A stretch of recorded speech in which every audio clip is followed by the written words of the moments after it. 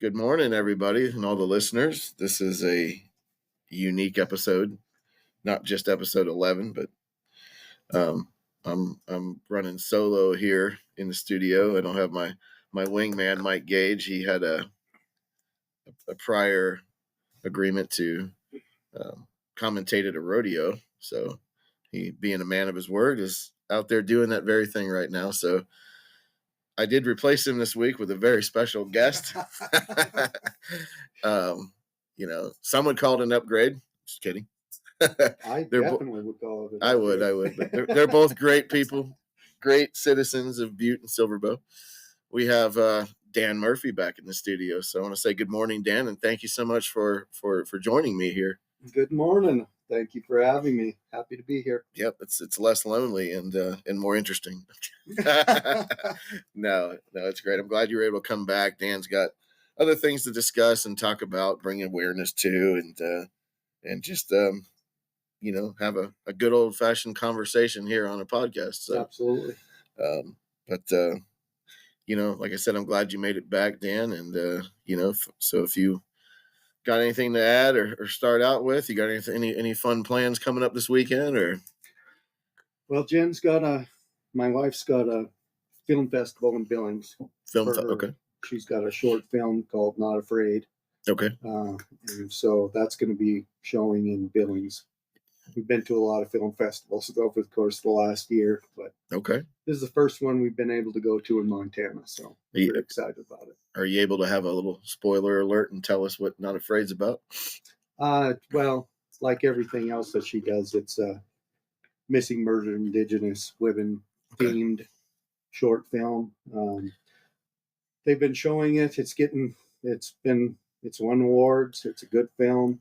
And they are currently working on a screenplay to do a full feature film, hopefully in Montana, and they're hoping to do it next year. Wow. Yeah. Wow. So that's exciting. She's working hard. That's a powerful statement there. Where does one find the short film version of Not Afraid? That's a very good question.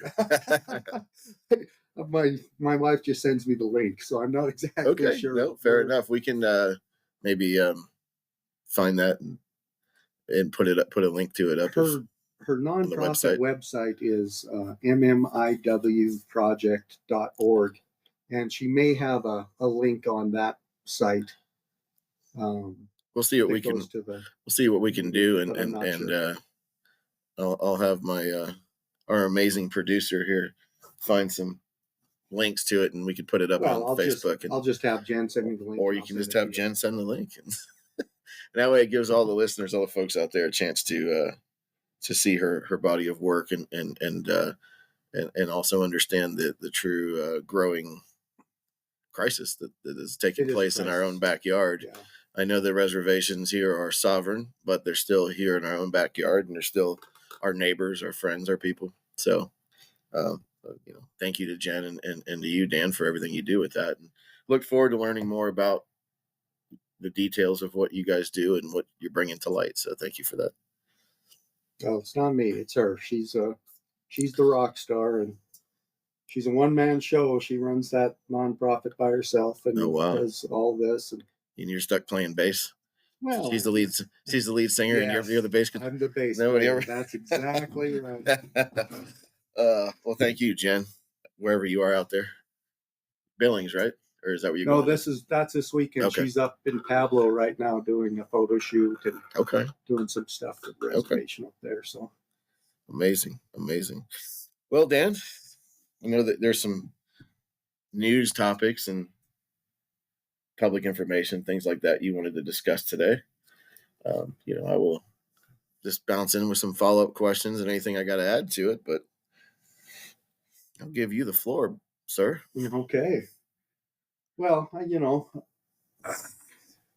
as most people have probably seen by now, we had a big drug bust in Butte recently. The Highway Patrol did a coordinated effort and arrested a number of people, a number of fugitives. They had a lot of drugs. They had guns. They had a bunch of cash on them. Mike talks all the time about, the drug problem in Butte and the cartel setting up shop here. And, it's easy to see why. We've got the convergence of two major interstate systems going north, south, east, and west through here. It's the ideal location to set up for a distribution network. So, he talks a lot about the drug problem. And, the sense I get is, folks are like, yeah, we've got drugs in Butte, but is it really that bad? And it is that bad, unfortunately. And it's only getting worse. There's really been no coordinated local drug enforcement efforts for the last more than a decade. And, this is the end result. We just recently, I don't know how many people know this, but just recently, an individual was convicted and sentenced, and I'm not going to speculate on any of his affiliations, but he was convicted of possession with the intent to distribute. I think it was 4 counts, but he had 176,000 doses of fentanyl, similar amounts, large amounts of methamphetamine, heroin, cocaine. Arguably enough drugs to probably kill every person in Western Montana. And that's what's happening in our community. And this didn't happen, in the outskirts of the community or on the other side of the tracks. He was arrested by the Southwest Montana Drug Task Force. He was arrested in a single family home down by the country club. It's happening right in the heart of our city. So, was that the gentleman that was arrested in December 2022? I believe so. Yeah. So the news article and the task force report did name him a member of the Sinaloa cartel. Oh, okay. Yeah, I did not know that. Yeah, and that was officially made public. He actually came from. He was a deputy in Mexico. He was actually a cop at one point. Is that right?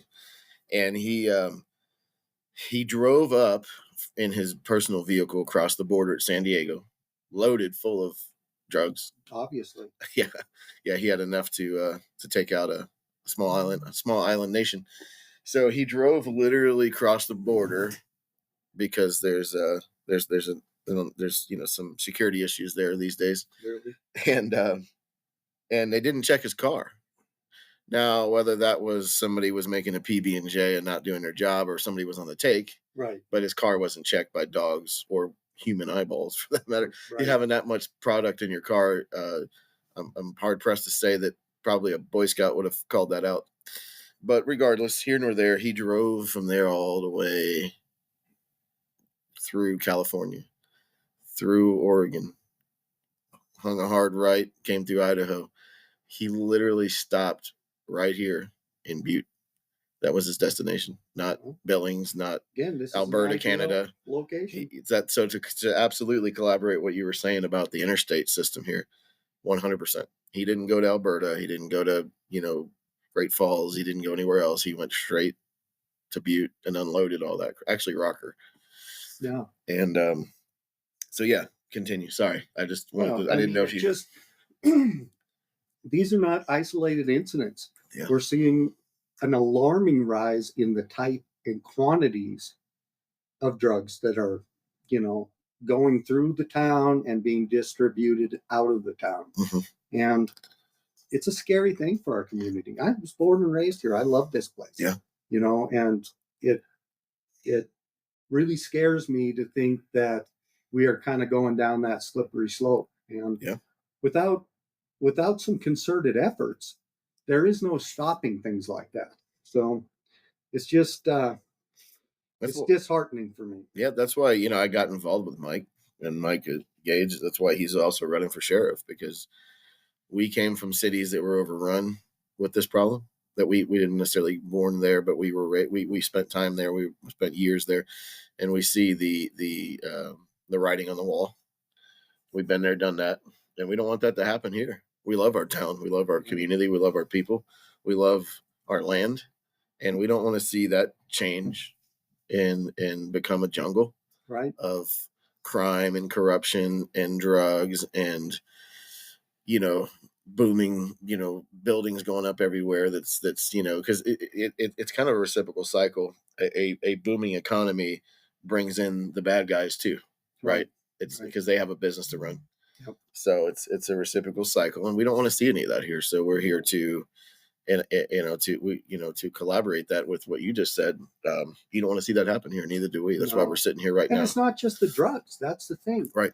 The drugs bring a criminal element, but it's a ripple effect. It's thefts, it's burglaries, it's assaults. It runs the whole gamut, and it's all associated with the drug problem that we have here. Sex trafficking.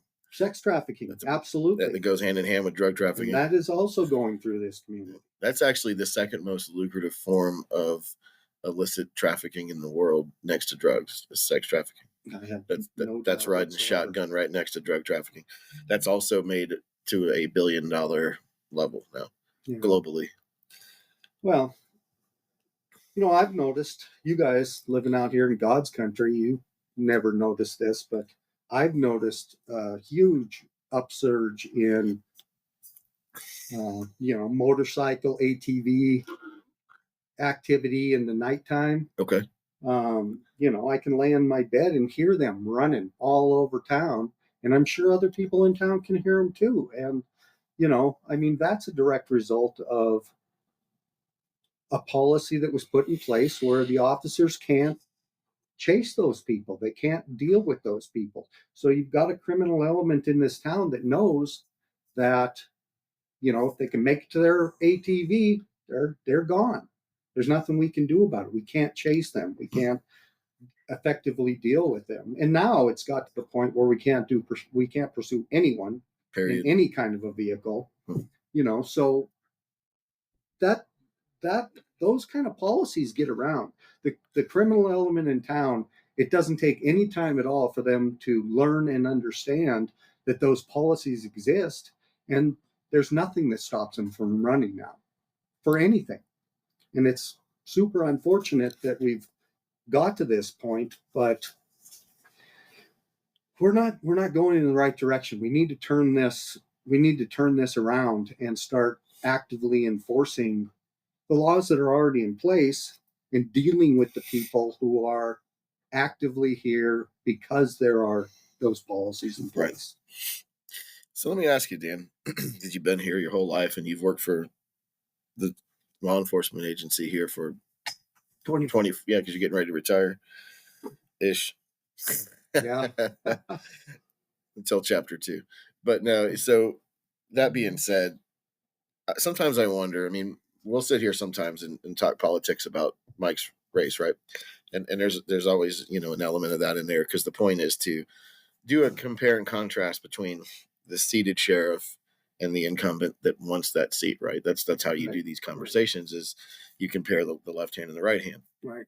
It's not to insult or verbally, bash anybody. It's just how you do that. You compare and contrast.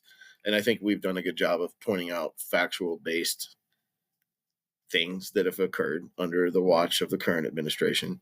That's public knowledge and also officer knowledge. Some officers have come forward and said, we want you, Mike Gage, we want off this crazy train. This is what's happening. And that's also been widely known now. So I'm not letting any spoiler alerts happen here. The other side of that coin, though, is, I have to look at the fact that you being here your whole life,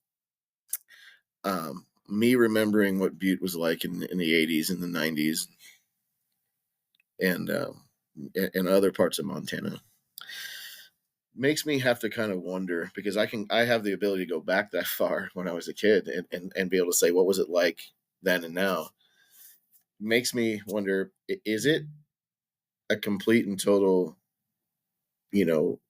failure of policies because it's a broken system, or is it a little bit of the administration still looking at this place through lenses of the old days where, it wasn't the law enforcement was not as complicated 35, 40 years ago as it is today. It wasn't as detailed.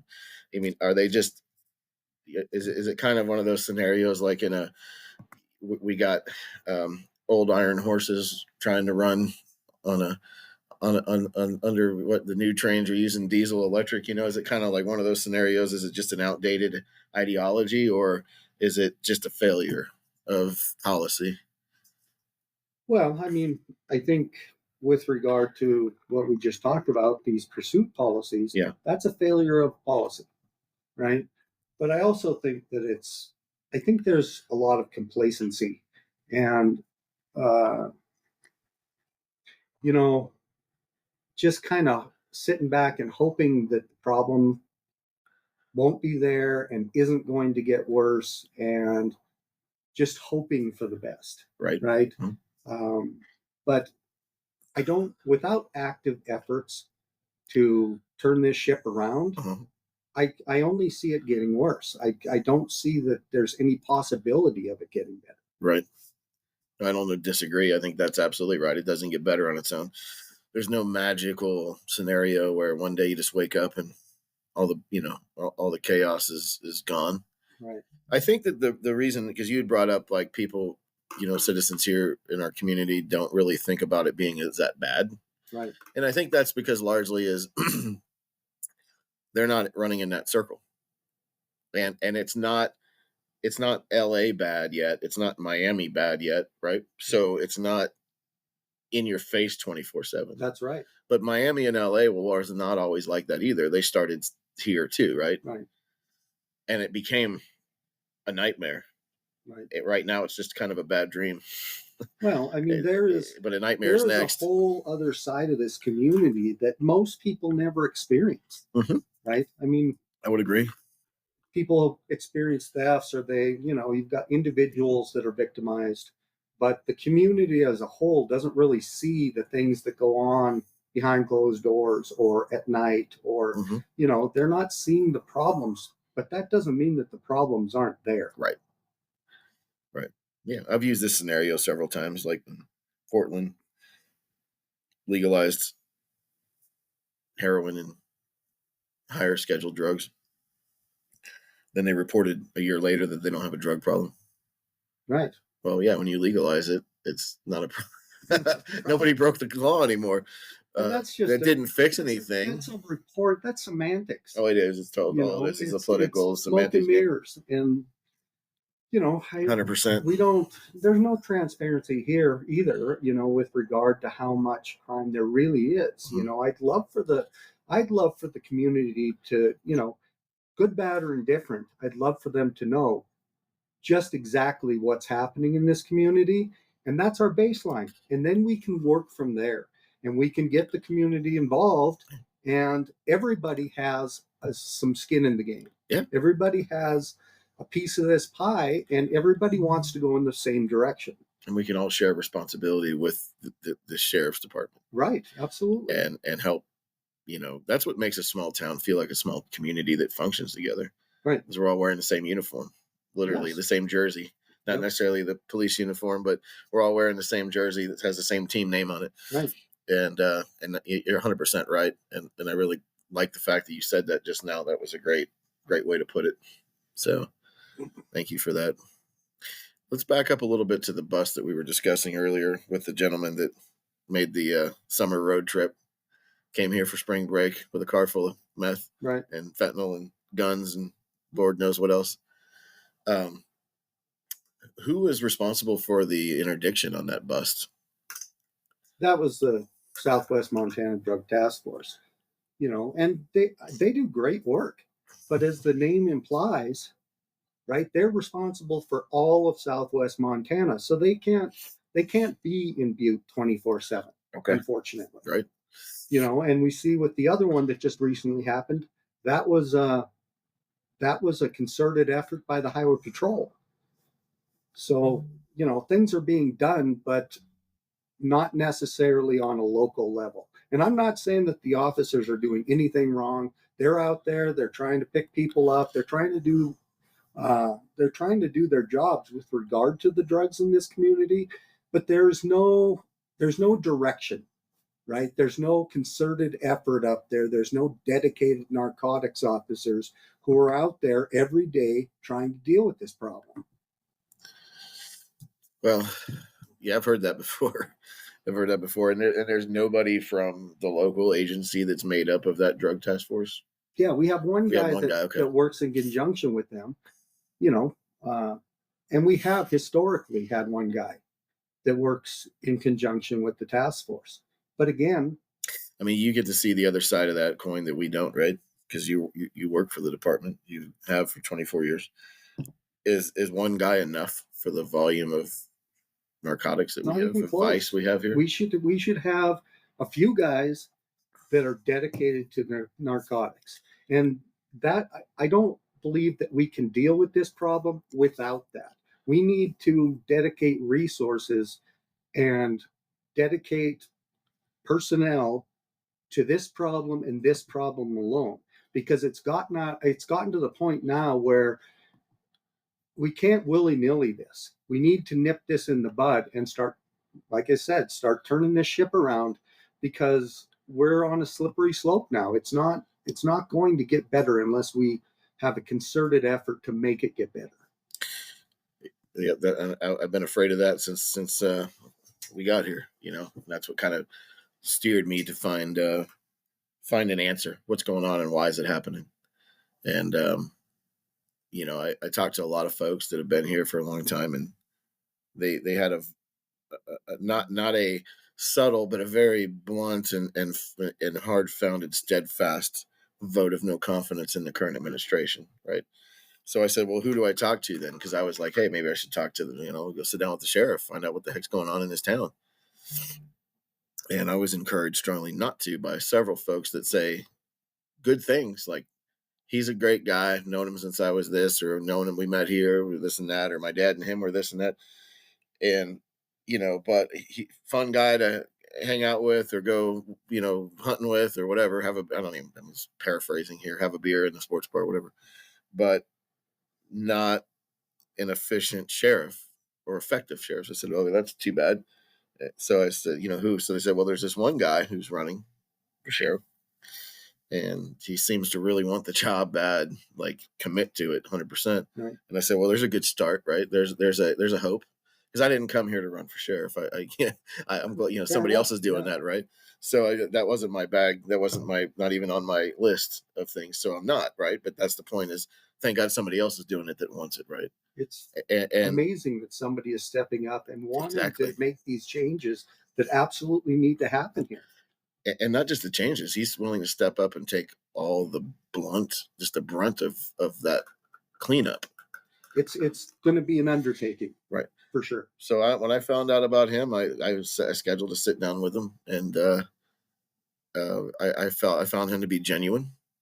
I found him to be a refreshing change, and I believe him. Otherwise, I wouldn't be putting my name out here, my voice every week, and all the other things I've done to help his campaign. Well, I didn't know anything about him either until I met him. Mm-hmm. He came to my office. We sat up there in the conference room and we talked for an hour. Right. And, I had no preconceived notions of Mike before that meeting, but I also found him to be genuine. I found him to be humble, and I found him to really have a pretty good understanding of the problems that were happening in this community. And what impressed me most is he had deliverable and tangible ideas to be able to address these problems.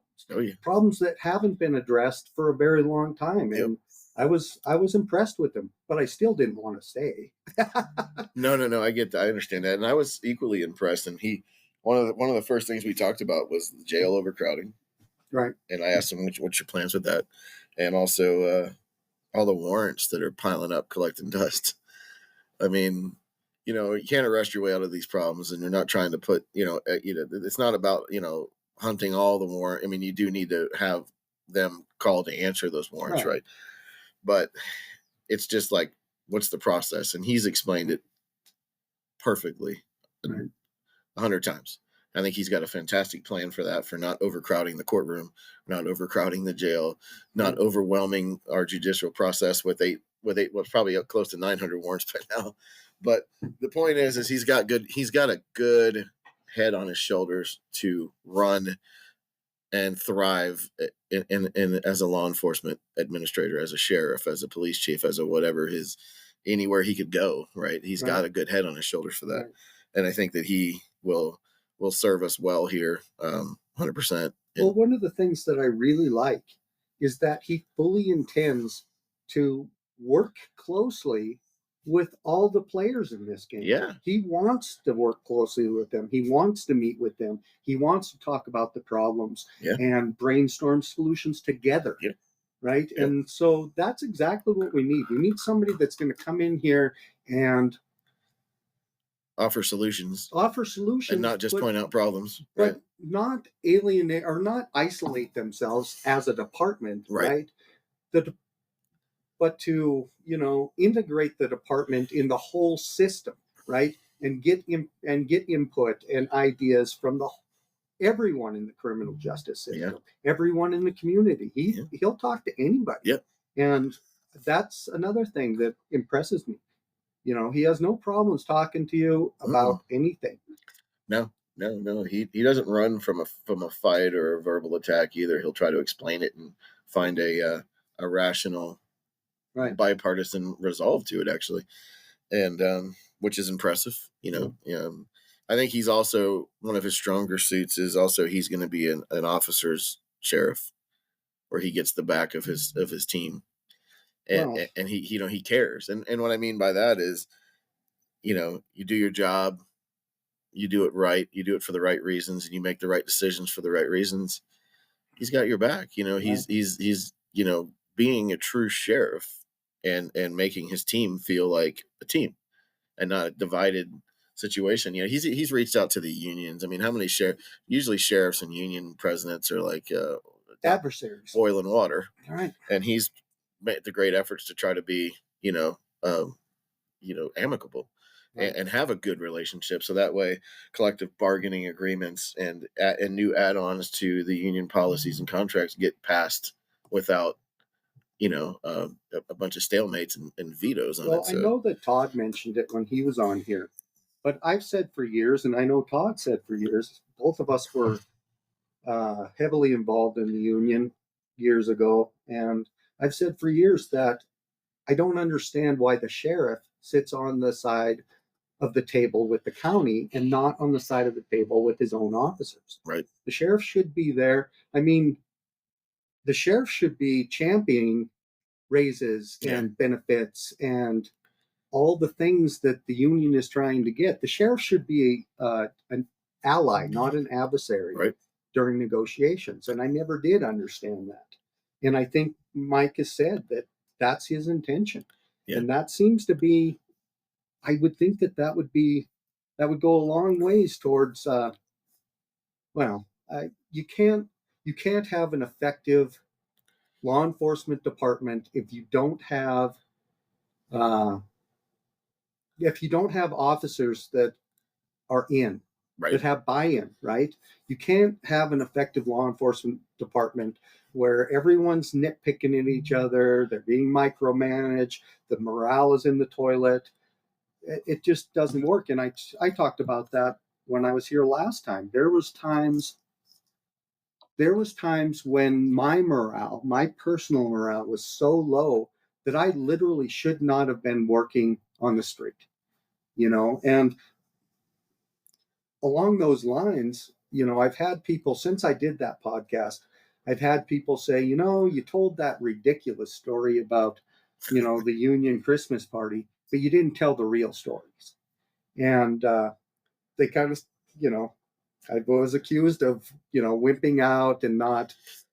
And there are stories, there are horror stories. And it's not just Rhonda. It's not just Charmin.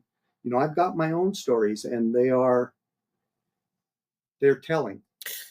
Well, I wouldn't, just to back up real quick and talk about that quote unquote wimped out story about the Christmas party. Mm-hmm. I didn't find that to be, I'm sure there's worse. In fact, I'm sure we're probably going to hear that in a minute. And I want you to get that out there if you want to tell it 100%. But I would say that Christmas party story was just it was a tip of the iceberg, because that personally would have pissed me off so bad. I don't even know. I would have been It's a upset. morale killer. Well, it's none of their business how you spend your time off, and you're a union member. It doesn't matter if you had sinus surgery or you had, I don't care, hair plugs. If you took time off and you're recovering because your doctor said you could and you needed it, right? Doesn't matter what the department says; it's what the doc says, because that's how the policy flows, right? And then you go to enjoy a night out.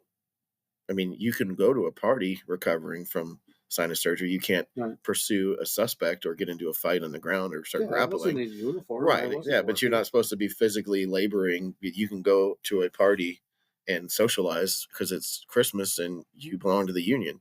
And for them to try to use that against you, like you're stealing time or being a BS artist about sandbagging your time, that's ridiculous. And I'm glad you did say that, because that let the listeners know that that's the tip of the iceberg of being targeted in a hostile work environment. Right. Yeah, absolutely. You've had Todd on here, you've had Sharman on here, and they told their stories, and their stories are horror stories. Their stories illustrate a hostile work environment very clearly.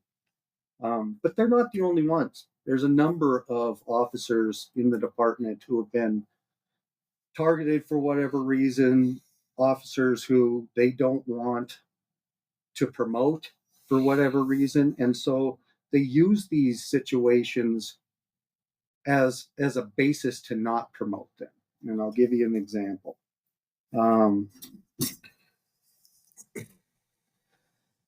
There were promotions coming up, and I was very frequently at the very top of promotion lists, just because of seniority, and I did well on the tests and whatnot. And so at one point there were promotions coming up, and I'm not sure exactly how this came about, but I got written up for not following the body cam policy. And so I was a little shocked about it. I didn't really know. And when I got the write-up, I found that it was the most harsh punishment that they could dole out without giving me days off without pay. It was write-ups that would have been in my file for years. And so obviously I grieved it. And when the union handled that grievance for me, they pointed out that nobody had talked to me about me mishandling the body cams or not doing what I was supposed to do with the body cams. I'd never had any written correspondence that said that, I wasn't following the body cam policy. And so that grievance went to the sheriff, and he denied the grievance, even though I had not been talked to. And so when they came back with a whole stack of what they called evidence that I had not been following the body camera policy.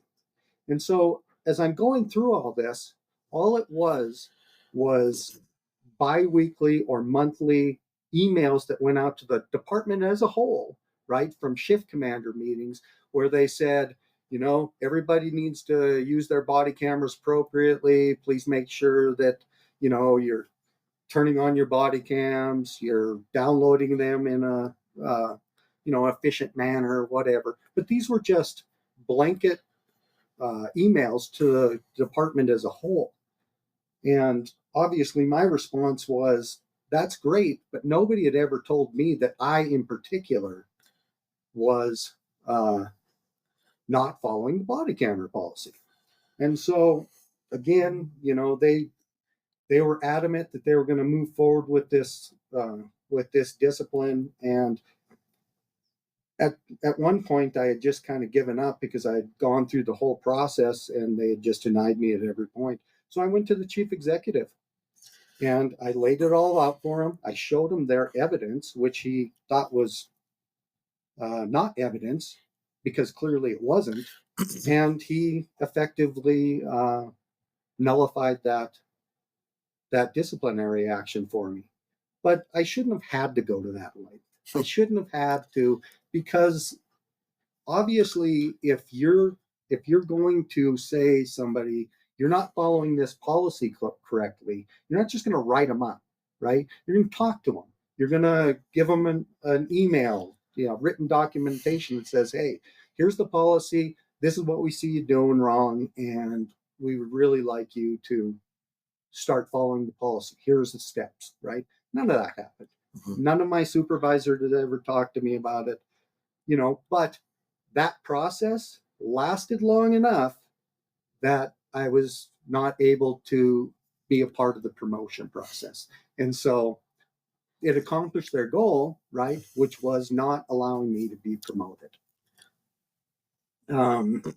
Wow, that's certainly a timing is everything scenario. And obviously you were, sounds like you were targeted. I know you know that. It's, yeah, I don't know. It's kind of like, you wonder, like when you talk about the policies, they say you didn't follow with the body cam, whatever it is. Mm-hmm. It's a body cam. It's there to protect you. And secondary, contrary to popular belief, they're there for the officer's protection. It's not, the secondary to that is public awareness when they release the video. The first priority of it is for officer safety and transparency and training, right? Training, yeah, it does all these things where it lets you know, like, what we could do better, how we could do it better next time, things like that. But how many policies do you think that those bozos that wrote you up violate on a regular basis? I mean, there was I've heard all these stories from other guests about tasers that, oh, my taser's been dead for 6 months. I guess I should get a new one. I mean, there's a policy there. Where's the write up for that, right? So clear policy. Yeah. And, I know Mike released that, transmission. Right. And it was a problem. It was an actual problem. I mean, officers had cartridges that were expired, right? Long expired. Officers had tasers that were inoperable, right? And, I mean, you can take that transmission at face value, but what was said in that transmission was accurate. There was a problem with the tasers. It's undeniable that there was a problem with the tasers, and the tasers are there as a tool for the officers. It's an officer safety issue, and it's a public safety issue because obviously it's a tool for us to use to be able to deal with people who don't want to be dealt with. It's a less lethal option, for us to be able to use those things. And if our tasers are not operable, or we've got cartridges that may or may not go off, that's a problem. Yeah. That's clearly a problem. I would say so. Yeah. So your primary means of dealing with a suspect that doesn't want to be dealt with if your taser's not working can obviously escalate to a shooting. Absolutely. And so public awareness out there, folks. There's another great reason to say, wait a minute, why is this not being managed properly? If your son or daughter is on, has a mental health problem, right? They don't wear a T-shirt that says, there's no medical alert necklace that's a plate that says I have a mental health problem, don't shoot me. Well, I mean, there's a taser is non-lethal. That could have been used in that scenario to subdue somebody's loved one that was not a criminal, not a violent criminal, no criminal history, no drug abuse, just not doing well. And instead of tasing them into a submissive state to be cuffed, they get toe tagged and sent to the morgue because they were shot because the department didn't have adequate, equipment maintenance. Well, and it's not just mental health. I mean, even if it's your daughter or son that's, zipping on methamphetamine, right? That's still a daughter or a son. Yeah, you just still don't want them shot. That's somebody's loved one, right? And we have to be able to have the tools at our disposal to be able to de-escalate these situations and handle these situations with the least amount of force as possible. Right, 100%. And I'm glad you said that too. I'm sure the listeners will probably be refreshed that you said that too, because it's nice to hear somebody on the inside giving that passionate perspective of, our goal try to help always them. Be to handle situations with the least amount of force as possible. And, that comes with training and it comes with experience, right? Right. I mean, I can say personally, my first few years, I was hands-on with people far more than I was at the end, right? Right. At the end, I understood that, you could talk to most people. At the end, one of my best tools was not the taser. It was a pack of cigarettes that I kept in my car. And when somebody was really, agitated, and I used it many times, I'm just like, hey man, you want a cigarette? And almost 100, well, no, not almost 100% of the time when I use this, they're like, yeah, I would love a cigarette. And I would give them a cigarette, I would light it for them, and we would have 2 minutes while they're smoking that cigarette to have that whole situation, the temperature of that whole situation just steadily went down, down, down to the point where now I can communicate with this person. Yeah. It was a super effective tool for me, and I very rarely had to go hands-on with anyone towards the end because I understood how to de-escalate these situations. It's a very unique de-escalation technique there. It worked every time. Yeah. Every single time. That's awesome. That's good. I wonder how many officers around the nation use that. I don't know, but I talk about it often. Yeah, no, it's a great tool. It worked for me. It worked for me in some situations. Well, I'll give you an example. We had a gentleman that was having a mental health issue. He was in the ER, and he had freaked out in the ER, and he had taken off, right? He had taken off. I think he was just in his underwear. It's summer. And we found him 3-4 blocks away. And when I say he was agitated, I can't explain the level of agitation. He was not going to go back to the hospital. He was ready to fight us. And I might add, he was a mountain of a man. He was probably 6'5" and probably 300 pounds. He was a gigantic man. And I was nervous just dealing with him. And I started talking to him, and I wasn't getting anywhere with him. He was adamant he wasn't going back. He was adamant that if we tried to make him go back, he was going to stuff me in my own car. And at one point, I just said, I could really use a cigarette right now. You want to smoke a cigarette with me? And he looked at me, and he's like, okay. So I went over to the car. I got a cigarette. I got one for myself. We sat there and smoked a cigarette together. And after about 2-3 minutes, his level of agitation was to the point where I could now converse with him. And he ended up getting in my car willingly, without force, and we took him back to the hospital. But if I wouldn't have been able to have that break, that time to be able to de-escalate that situation without speaking. We didn't speak a word during that whole thing, right? We just sat there and we smoked a cigarette together. If I didn't have that, I don't know how that would have turned out. That was a situation that very quickly could have turned into a lethal force situation. Yeah, I could see that happen. Over nothing, right? Yep. Over nothing. Yeah. Well, that's good thinking. And, you've got a history of thinking pretty good on your feet. So... All right. Well, we're back. We had a slight technical difficulty, but we navigated through it. And we were just talking to Officer Dan Murphy. So, Dan, back to that mountain of a man that you de-escalated with cigarettes. That was the mental health patient. Like I said, that was great thinking and a great compassionate way of de-escalating a situation that could have gone so much worse. It could have been worse. And that gets me back to, the whole mental health aspect of our officers, right?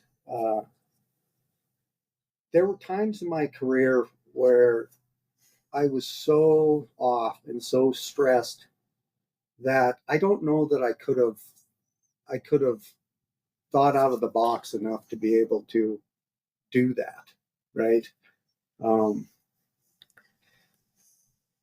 One of the things that I think is crucial,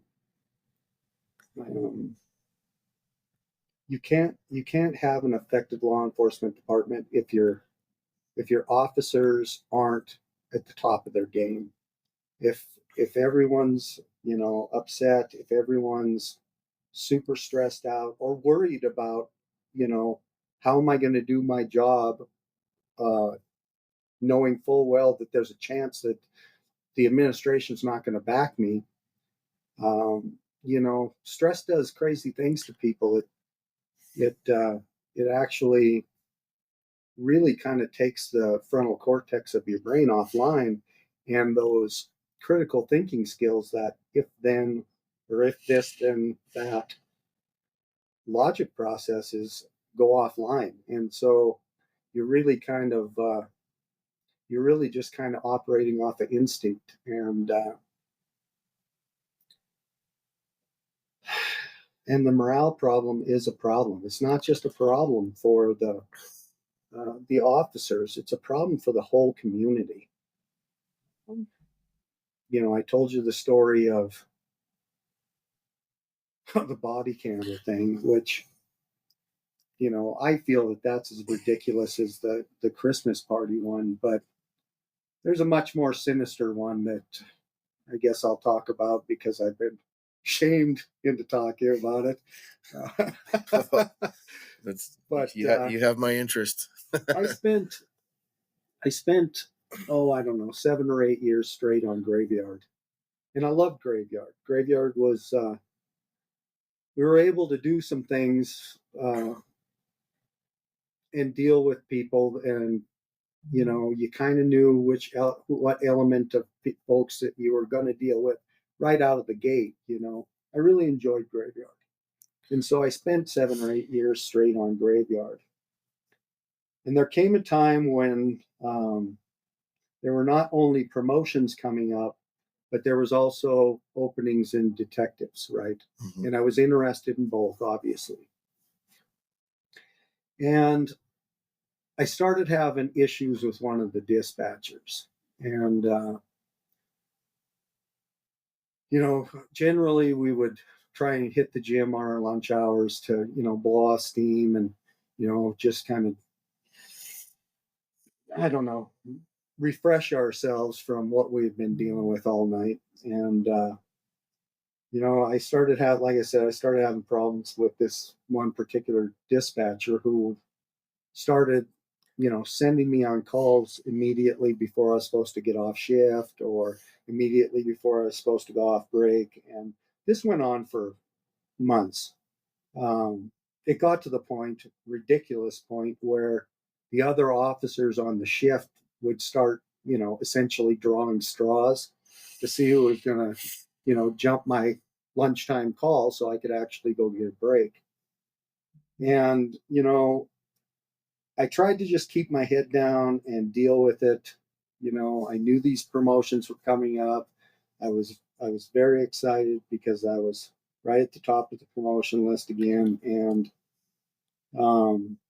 but getting towards the end of the year, it was really starting to wear on me. It was really starting to, it made me angry. And so I made the decision that I was going to switch shifts and go to day shift, right? Get away from this person. And when I switched shifts, this particular dispatcher who had spent decades on Graveyard also switched shifts and went to day shift. And at this point, I kind of believed that he was encouraged to do these things to try and tip me over the edge so they could use that against me. But the behavior continued. And so I got to the point where I wasn't keeping my head down anymore. I was actually talking about it. And I started talking to my supervisors about it and telling them, this is a problem for me. This is really starting to get to me. I'm really having a problem with this. And, nothing was done. Everybody just kind of ignored it.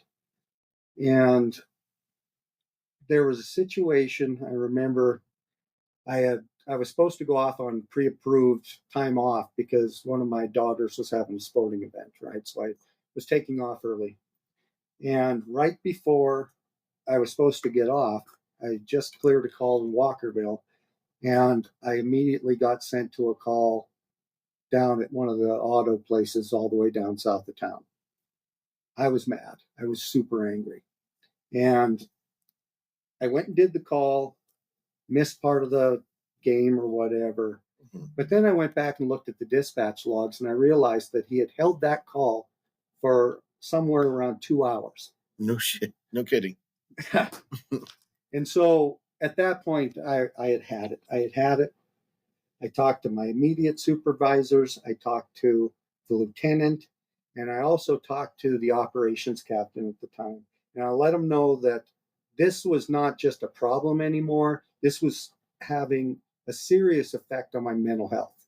I wasn't sleeping good. I was angry all the time. I felt that I was being targeted, and I asked them. I was essentially begging them for help at this point, right? I was really trying to keep my cool, but I told them that this is getting to be a tipping point for me, and I asked for help. Well, I was ignored, and there came a day when the day before I don't remember what it was, but I had a whole bunch of evidence that I needed to process and put into evidence.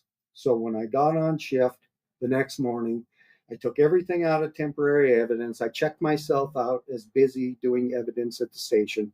I have a whole table full of evidence that I'm getting ready to catalog and put into evidence.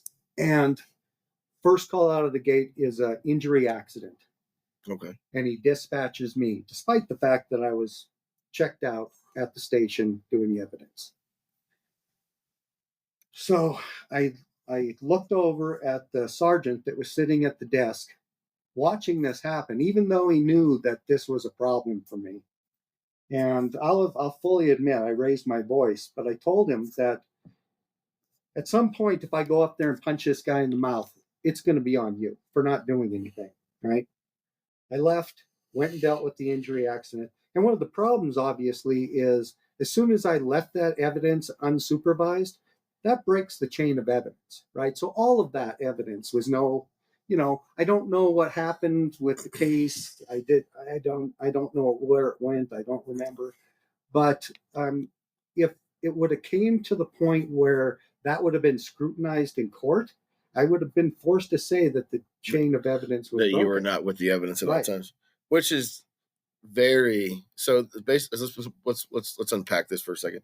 So their vendetta against you, as we've heard for so many other officers that they have vendettas against, they're recklessly for their own agenda. They're recklessly and irresponsibly, tainting that case. Right. If the evidence gets thrown out because it broke the chain, you weren't there because they sent you on this BS goose chase here. Your job was that evidence, should have taken care of that evidence. Okay. Right. That's going outside the boundaries of just, they don't want you there. Now they're screwing with somebody else's case. Right. That's gross negligence.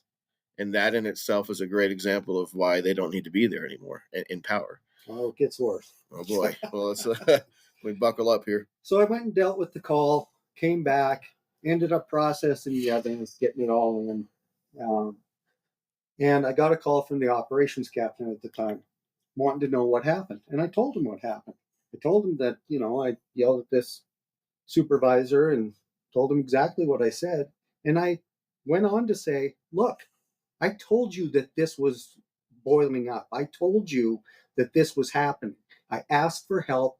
I said, at this point, I feel like it's a hostile work environment. We got off the phone. I continued my shift. And the next day, I was put on administrative leave with pay. And, I didn't really understand it. I talked to the operations captain, and they gave some spiel about how they had to, it was in the best interest of the department because I was a safety risk or whatever, which was preposterous, but it was what it was. I was left on administrative leave for 8 weeks without anyone talking to me about anything. They wouldn't talk to me. They wouldn't tell me what was going on, other than to say that it wasn't punitive, right? And it clearly was punitive because I spent 8 weeks not knowing, wondering if I was going to get fired. So at the end of the 8 weeks, or during that 8 weeks, I was sent, like Rhonda, over to the counselor or whatever he was in Bozeman for a fitness for duty evaluation. And as we know now, this individual wasn't even qualified to be doing fitness for duty evaluations. Yep, he was qualified to be a player in the game, though. Yeah. So for whatever reason. So much like Rhonda, when I got there, he already had preconceived notions of me because they had given him preconceived notions of me. Instead of allowing him to do his job and do the evaluation and make an independent judgment, I went in there and he already had, damning information about me, I guess. I don't know. I was never able to see it, right? So I went through. I didn't have to do a full body shot. Only the gals that went there had to do full body pictures.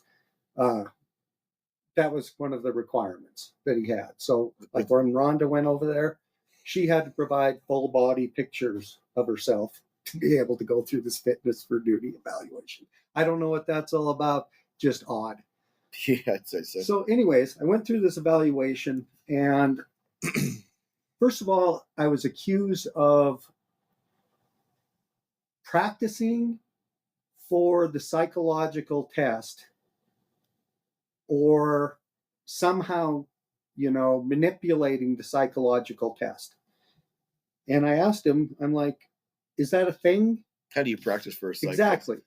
And he's like, well, no, it's not really a thing. You can't do that. I'm like, well, then why are you accusing me of doing this? What is going on here?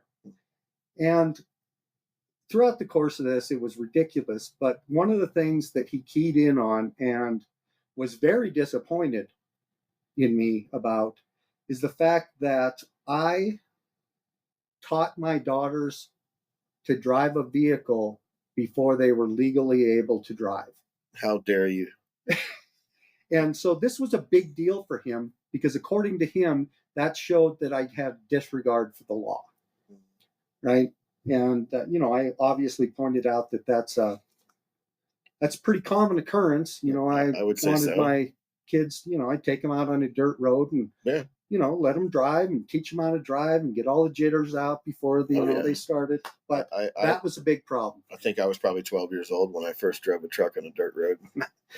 So when I came back, I was ordered to go to 6 months of counseling, which I had to pay for, even though it was a condition of my employment. Mm-hmm.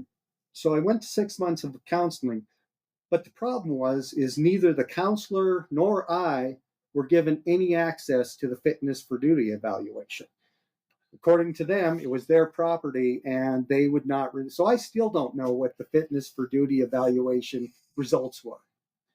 Anyway, so, we did end up talking and we talk about things, but what we generally talk about is the fact that nothing had changed, right? We didn't know what we were supposed to talk about. We were given no direction. So, we talked about the problems up there and the fact that nothing had changed. When I finally was returned to work, despite the fact that they were claiming that I was some kind of a loose cannon and a safety problem, the first day they told me that I had to conform to all the conditions of me being brought back. So I asked my supervisor, I said, well, what are the conditions? And he's like, well, I don't really know. So he called the operations captain, and the operations captain had no direction for my supervisor. So he's like, I guess just follow the policies. I'm like, well, that is pretty much par for course anyways. The ridiculously ironic part of this all is based on my seniority, I was very frequently the shift commander in any given shift. So my very first day back, despite the fact that I was this loose cannon and couldn't be trusted, I was the shift commander of that shift, and subsequently was the shift commander of many more shifts after that. Another ironic part is that, being in that department for as long as I have, I've watched with my own two eyes the very administrators that were, meting out this punishment for me. I'd watched them have all-out screaming matches with their supervisors, right? And so, it's a stressful job. It's, a lot of type A personalities. And, those kind of conflicts do happen. Of course. And generally, it's one of those things where you deal with it in-house and you try and get people together. And once cooler heads prevail, you just kind of move on, right? But because there was promotions coming up and because there were detective slots open, this was used as a basis for me to not be promoted or put in detectives. So over the course of the next couple of years, they used this, despite the fact that I was number one on the promotion list, they used this to, I think it was 6 guys out from under me during the course of the next couple of years. Let me ask you about those 6 guys. We're not going to name names or anything, but were they part of the inner circle? No, they weren't. Okay. They were just people on the list. As a matter of fact, one of them, after he was promoted, called me up and apologized to me. And he said, if I didn't need the money so bad, I would have turned down this promotion because you should be getting this promotion. And that's an admirable thing. However, I can understand why somebody would still take the opportunity. Absolutely. That's what I told him. I said, I don't have any ill feelings towards you. I congratulate you that you got promoted. I think he does a great job. And, I don't have any problems. He had no part in it, but there were those folks there that could clearly see that this kind of nonsense was going on, and these kind of tactics were being used in order to, target people and not promote people that they didn't want promoted. And it's these very things, the things that happened with Rhonda, the things that happened with Charmin, the things that happened with me, the things that are currently still happening with officers over there right now. Mm-hmm. Those are the reasons, those are the things that make that environment so toxic for a lot of people that's the reason we had this mass exodus of all these patrol officers a few years ago. I mean, they lost almost 50% of the patrol division, and not because they found better jobs or, they just, wanted to go on to greener pastures or anything like that. I mean, some of these people were close to being fully vested in their retirement, and they still left. And they left the money on the table. And they left that money on the table. And when I talked to those folks, we had some here on the podcast. I didn't say anything at the time. I mean, I did a little bit, but I was just letting it go because I was in my own mind. I'm a numbers guy. It's hard for me to fathom leaving that money on the table. It's almost an impossibility. So the conclusion I drew is not for the podcast, not for the objective of this election, not for anything, just a personal conclusion I drew, is it unequivocally, without zero doubt, had to be that bad for them to do that. Absolutely. Because you don't walk away from money that you've earned that was put away from your check and the department's matching to help you stay retired. So that way maybe you only need a part-time gig once you retire. Exactly. That's right. Those people walked away from that money, left it on the table, and they can't have that part-time gig or no job, right? And just enjoy their retirement. They have to start over. Yeah. At whatever age they were when they left. So, for anybody listening to this, that everybody, people that are working and they have a goal, they want to have, a place in the country, or they want to have a, cabin or travel or whatever their goals are to retire, they can empathize with that to say, oh my God, I couldn't imagine walking away from my job today and starting all over. Right. It sounds insane, but these people aren't insane. They just couldn't take miserable. They were that broken by this department in the way that the administration runs it, that they left hundreds of thousands of dollars or more, however much, on the table just to start over at 50 plus or older. Well, and the thing is a lot, when I started, there was a mix of new people as well as veterans that have been on for 20, 25, 30 years, right? Mm-hmm. There was that mix of, institutional knowledge and, fresh new people that, were gung ho and ready to go. Right. Um, and now that's completely changed. We have a department that probably, I mean, if I was to guess, the average time on is probably, well, undoubtedly less than 10 years, and So it's a fairly young department. yeah, fairly inexperienced. we've lost a lot of that institutional knowledge, and that's just because, they've decided that they can't deal with it anymore, and they've moved on. And that's unfortunate. I mean, it's unfortunate that we have, some crews that are, the whole crew is, less than 5 years on, right? You don't have any veteran officers who can, kind of guide these folks and help them. I mean, being a cop is not you don't go to the academy, go through the FTO, and you know everything.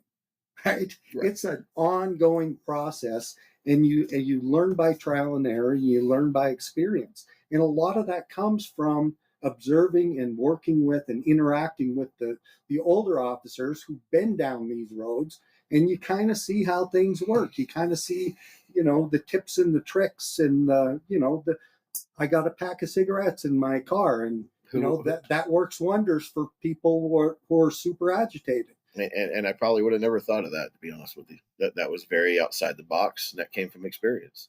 Right. That was a great, some people might look at it differently or whatever, but it's irrelevant to, you don't really think about what the stigma of smoking is, right? You're trying to keep, they already smoke, so it's irrelevant. Not like you started them smoking. So it's one of those little tools that's like, wow, that's a good idea. That it de-escalated it. Could have kept people out of jail that would have maybe you went to a call where people were upset, and it would have led to them being arrested because of their belligerence. But It de-escalated it, and they didn't get to go to jail. They didn't get a charge against them. So that's these are great tools that you learned out of all the years you spent on the road, and that's that's invaluable. Multiply that by 15 other officers that probably worked with you that could have had those skills in their own way, and they're gone. So you got these young guys out there that it's not their fault. We all were those young. We all were those young guys in our careers. Right? I was a young guy one time too, but they need those mentors, right? And they don't. Sounds to me like they don't have that. So you have them learning bad habits, not by choice, but just by happenstance, and nobody's there to mentor those bad habits and steer them a little bit. Well, and it's not even bad habits, right? It's instead of learning these techniques to be able to de-escalate situations rather than go hands-on, instead of learning that over the course of a couple months at work, you're learning that over the course of years at work, because you're figuring it out yourself through trial and error. Right. Which yields to not intentionally coming up with bad ideas, just trying things out. Right. And that's what I meant by bad habits are when you have a mentor, they can say, hey, next time try this instead of trying that. And then, that'll avoid, again, the goal is not always to put people in handcuffs. It's to go out there and mitigate the law in town and outside of town in the county, where they can, hey, what's going on? You're basically a deputized mediator to a large degree, because you absolutely that's a lot of our job, and I think that's a skill that's lost in some agencies across the country these days, because tensions are high. People have a bad opinion of law enforcement. People don't have a respect for law enforcement anymore.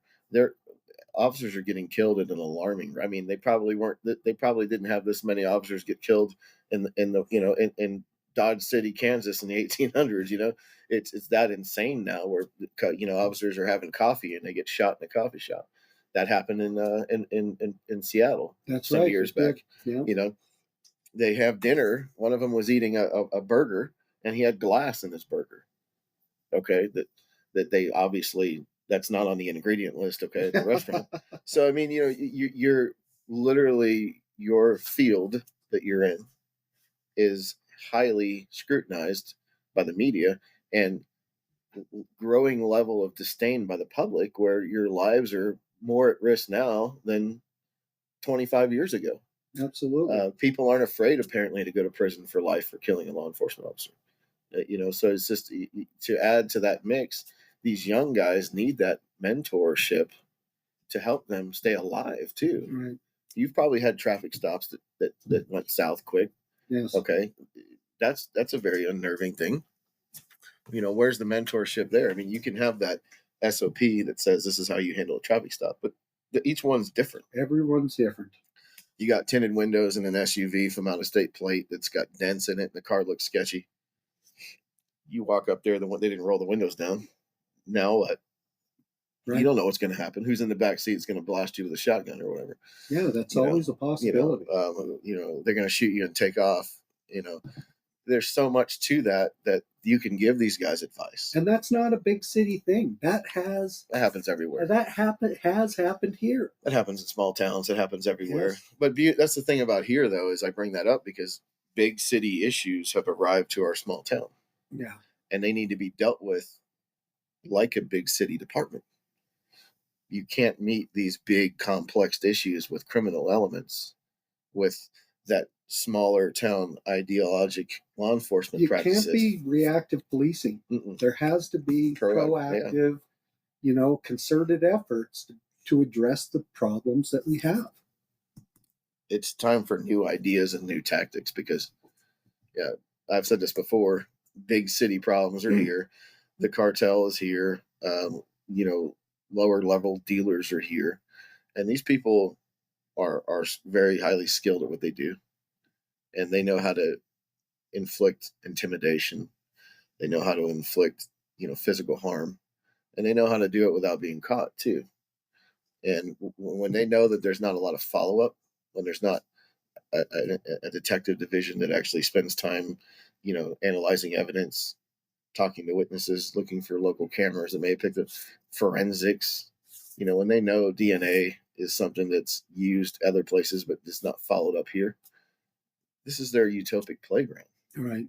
And this whole time we've been pretty much focusing on the drug problem, but that's not anywhere near the only problem. Correct.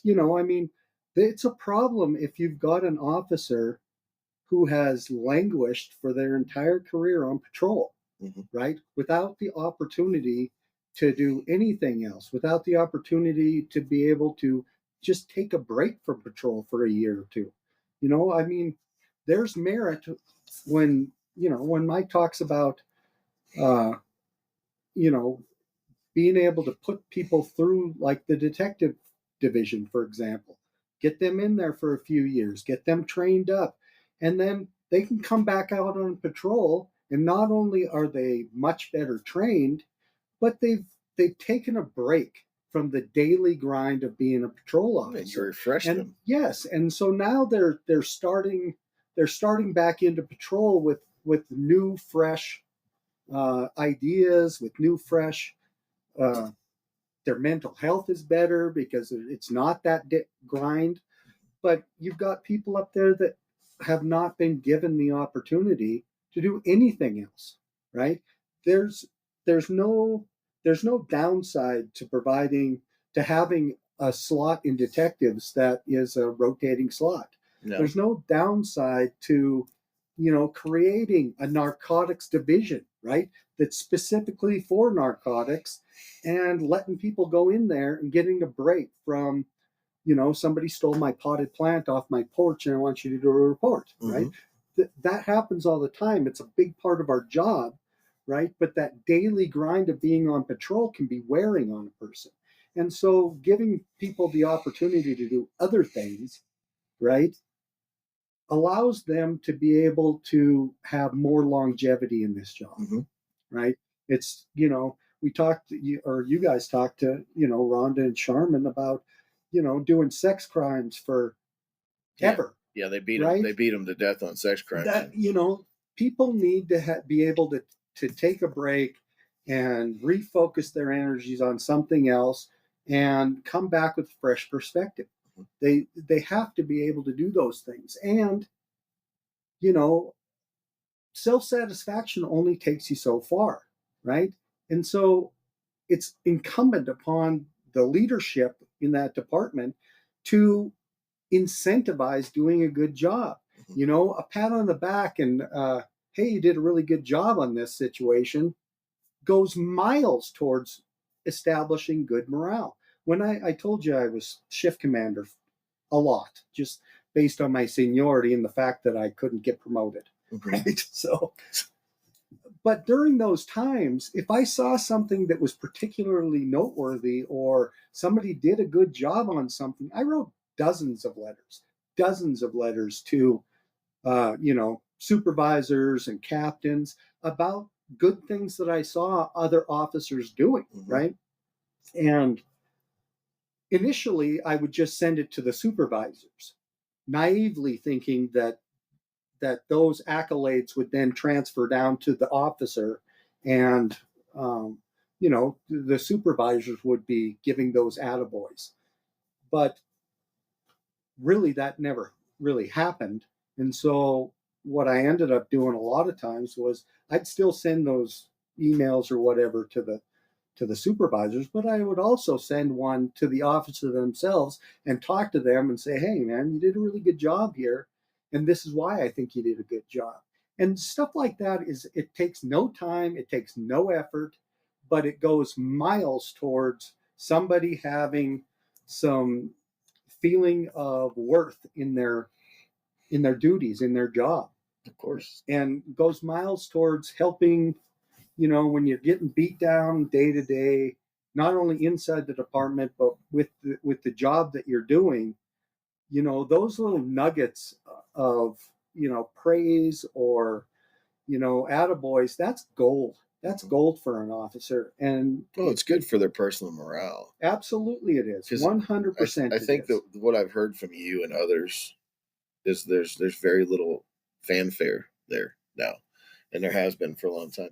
And that makes you feel almost like you're in a dead end job, Well, when you do something noteworthy, especially if you're getting outside recognition and you're getting no recognition within the department, it makes you feel like you don't matter in the department. Of course. Absolutely, it does. 100%. And there's example after example after example of the administration just not really caring. Like I said, I've given out the Domestic Violence Officer of the Year award. I think this is going to be my 15th or 16th year giving it out, right? And not one time has the sheriff showed up and congratulated these officers. He hasn't been part of the celebration or even a designee. They just don't. They don't. You're one of many folks that have told me that he's very disconnected from his officers.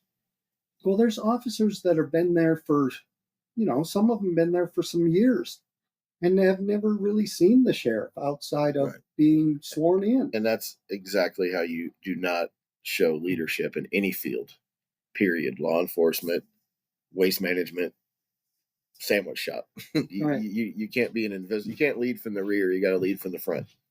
Well, and you can have policies, you can have procedures, and you can have directives. And, the frontline guy may not know the reasons behind that, but let's assume that there are reasons, right, for those policies or those directives. Just a simple conversation going down and saying, here's what we're going to do from here on out, and here's why, right? This is the reason that we're going to try this. This is the reason that we're going to do this. And here's the ultimate goal. And if you just have those interactions, it goes miles towards people complying with those directives. It goes miles towards people having an understanding of why they're doing what they're doing. And, I don't know. It seems like there's a huge disconnect between the first floor and the third floor in that department. Sounds like it. And you're not the only one to say that. So just to wrap things up here today, and I appreciate you being here, Dan. Really do. Oh Christ, we're almost 2 hours, aren't we? So, you are one of several that have been targeted, it sounds like, right? I mean, this is the perspective of yourself and others, right? I'm not there. I wasn't there. And, that being said, there's a lot of, the body cam thing, your sinus surgery, the dispatcher trying to get you to refuse a call, trying to keep putting you in scenarios when you did your shift, it's up. Now, everybody knows that fire department, law enforcement, all these different agencies, that their job is their job. So your shift's not always over at 7 a.m. or 7 exactly p.m. right. And that's understandable. But abusing that, targeting you with that is excessive. That's ridiculous, right? So you got all these things. I'm sure there's more. And there's others in the department who this is happening to, right? I'm sure it's still going on. I mean, this seems to be their practice. A lot of people don't want to talk about it. Certainly not publicly. No, they don't want to lose their job because of fear of retribution, or the targeting gets worse. So, my question, and I'm sure all the listeners will have the same question: why? And you don't have to answer that. I can't answer it because I don't know. But this, you have to. Everybody listening and all the voters need to use their own logic in this. Clearly, there's a red flag here. I mean, without a doubt.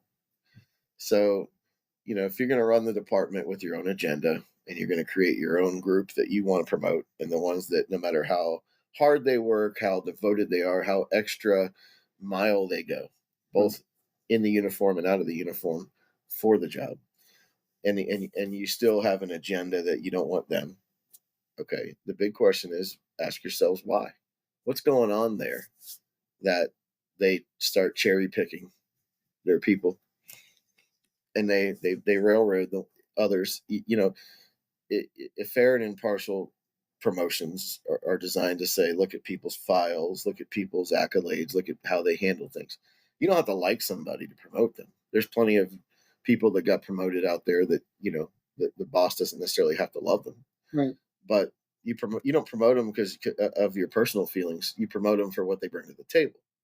That's part of the team. Well, then that's one of the problems, because up there, their promotions aren't based on merit, right? They're not looking at the files because there's no performance evaluations. There's no way to gauge from one year to the next if you've done well, how they've grown, right? Yeah, right.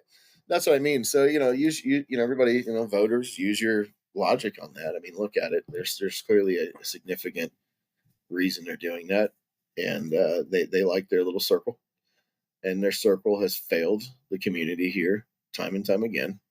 And now there's a serious growing issue that's not being addressed. Many issues that's not being addressed.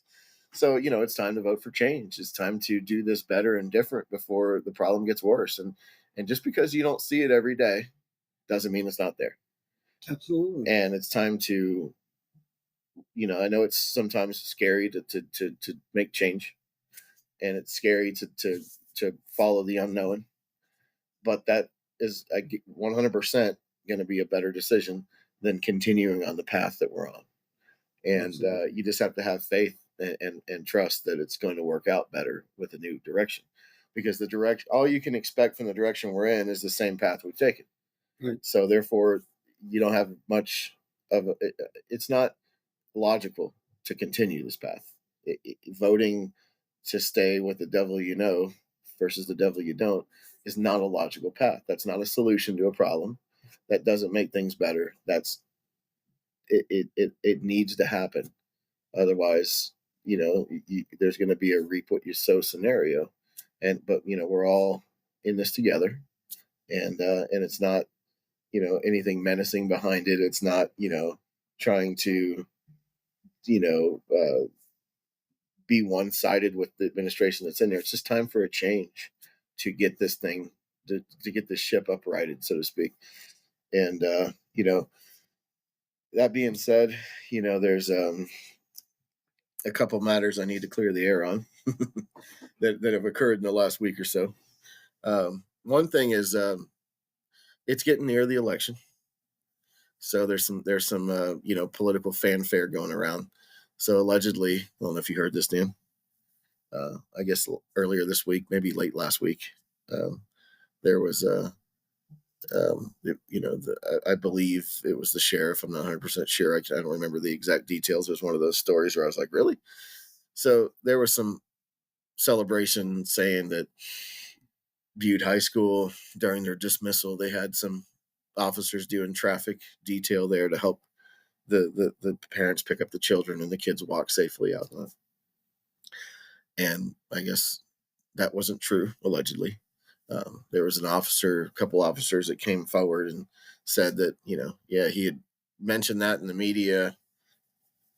I don't know if social media or if it was local news, but it was media, that officers were there diligently performing traffic duties at Butte High School at dismissal. And I don't know if it also meant drop off too. They were just there doing traffic duties, but I specifically was told dismissal. But an officer or two came forward and said that wasn't true. So, I say just for voters, be aware that we're getting into those dog days of the election, and you'll get those political stunts.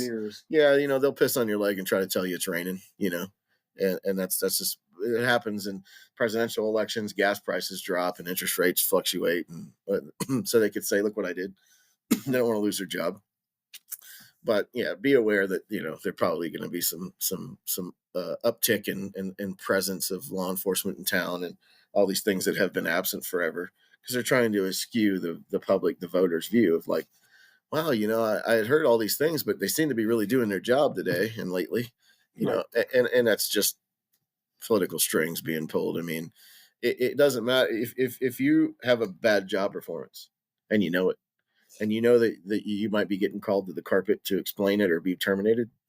And if you start doing your job right before they call you, and you're like really trying, you're getting there early, you're staying late, you're really going extra, it's still not going to save you, because you can't undo a long time frame of disservice and poor job performance in a week or two or a month. All of a sudden, that doesn't change.